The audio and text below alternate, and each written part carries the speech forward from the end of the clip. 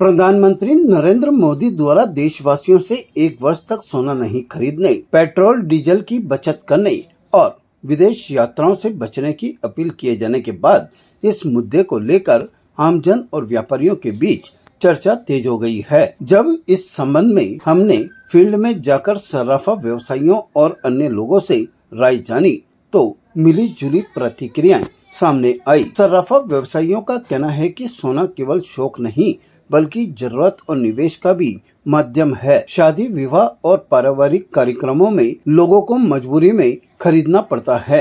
व्यापारियों ने कहा कि यदि अभी सोना नहीं खरीदा गया तो आने वाले समय में कीमतें और बढ़ सकती है, जिससे लोगों को हजारों रुपए अधिक चुकाने पड़ेंगे। हमारे प्रधानमंत्री ने कल देश में एक जनसभा में एक बयान दिया है कि देश का हर वासी सोना नहीं खरीदे साल भर।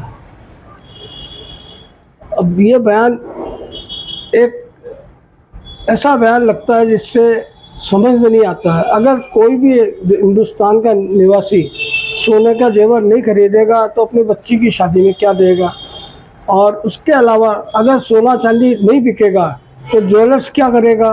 ज्वेलर्स के तो ऊपर एक बहुत बड़ी एक प्रधानमंत्री मोदी जी ने एक ऐसी तलवार लटका दी है जिससे ना तो वो घर का रहेगा ना घाट का रहेगा। हमारे इस ज्वेलर्स मार्केट में 500 रुपये रोज़ कमाने से लेके 5,000 10,000 रुपये रोज़ कमाने जैसे कारीगर हैं। अगर वो उनकी नहीं बिकेगा सोने का जेवर और नहीं पब्लिक खरीदेगी तो उनकी रोटी रोजी क्या चलेगी।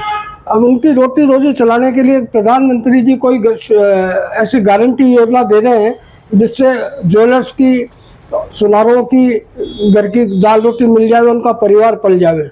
तो ये हमारी डिमांड भी है। अगर जो प्रधानमंत्री जी कहते हैं कि सोने का जेवर मत खरीदो और हिंदुस्तान की जनता उनकी बातों में आके अगर सोना नहीं खरीदती है, जेवर नहीं खरीदती है, तो ज्वेलर्स की और कारीगरों की गारंटी लेंगे प्रधानमंत्री जी।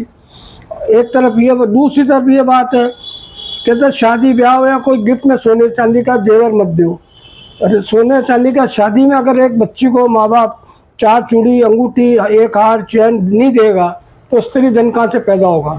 ये तो एक बयान ऐसा हो गया जिससे मोदी जी एक तरफ तो महिला के विरोध में, महिला के फेवर में कानून बनाना चाह रहे हैं, जो महिला कानून पहले ही पास हो चुका है। खाली राजनीतिक बयानबाजी करते हैं, महिला का विरोध के हिसाब से बोल रहे हैं मोदी जी।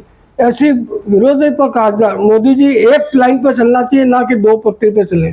कभी मोदी जी का कानून बनाना चाहते हैं महिला के फेवर में, एक तरफ महिला के दे देते हैं। तो सोना जिसका जेवर एक महिला के स्त्री धन के रूप में भी माना जाता है और उसकी सुरक्षा मानते हैं। सरकार अगर इतना बड़ा एक्शन ले, इतना बड़ा आह्वान करे कि आप गोल्ड को परचेज मत करो, तो आप देखिए जहाँ 15 से 20% का स्लैब एक जीएसटी और इनकम टैक्स का सरकार को प्राप्त होता है, इस इंडस्ट्री से जो तीसरा या चौथा स्थान मानता हूँ मैं, प्रथम स्थान पर तंबाकू है, गुटखा है, बीड़ी सिगरेट है, ये है, और तीसरे चौथा का स्थान जहाँ हम लोगों का यहाँ पर आता है ज्वेलरी का। इतनी बड़ी रेवेन्यू के साथ में कौन खेलना चाहेगा, ये तय है। क्योंकि हमारी इकोनॉमिक कैसे स्ट्रांग हो, इकोनॉमिक कैसे सेफ हो, कैसे डेवलप हो, इन्हीं चीज़ों को देखते हुए मोदी जी ने ये आह्वान करा है। ठीक है, आने वाला समय क्या रहता है, ज्वेलर्स भाई क्या देखते हैं, इस पर क्या एक्शंस लेते हैं, कैसे व्यापार करते हैं, क्या सरकार के यहाँ से नियम आता है, वक्त हम देखेंगे उस चीज़ के अंदर क्या होता है। परंतु मेरा यही निवेदन है कि अगर आज इतने बड़े संकट से हम लोग जूझ रहे हैं और हमें कहीं पर कुछ कॉम्प्रो भी करना पड़े तो देश हित के अंदर, तो वह भी एक देश की बहुत बड़ी सेवा होगी। मोदी ये कहना ठीक है अपनी जगह कि सोना नहीं खरीदे, विदेश यात्रा नहीं करें, लेकिन आवश्यकता होगी, मान लो आज घर में कोई फंक्शन है या कोई घर में कोई शादी ब्याह है तो लेना ही पड़ेगा, सोना भी लेना पड़ेगा। और जब 90,000 था तो भी लोगों ने सोना लिया, 1.5 लाख था तो भी लिया, ज़रूरत के अनुसार ही लेता। और निवेश के बाद जिसके पास जैसा पैसा होता है वैसा वो तो निवेश कर ही लेता है। किसी कहने नहीं कहने से कोई फ़र्क नहीं पड़ता किसी को भी, लेकिन ये है कि मीडियम वर्ग है वो निवेश नहीं कर सकता, वो तो अपनी मजबूरी और अपने काम के अनुसार ही काम करे।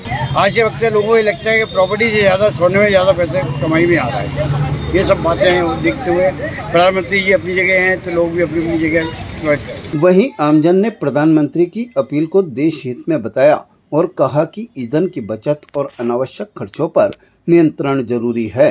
हालांकि लोगों का ये भी कहना है कि दैनिक जरूरतों और आवश्यक कार्यों को पूरी तरह रोका नहीं जा सकता, कुल मिलाकर लोगों ने सरकार की अपील का सम्मान करते हुए व्यवहारिक संतुलन बनाए रखने की बात कही। ताज़ा खबरों के लिए देखते रहें सरेराह न्यूज। अपना फ़ोन उठाएं और सब्सक्राइब करना ना भूलें।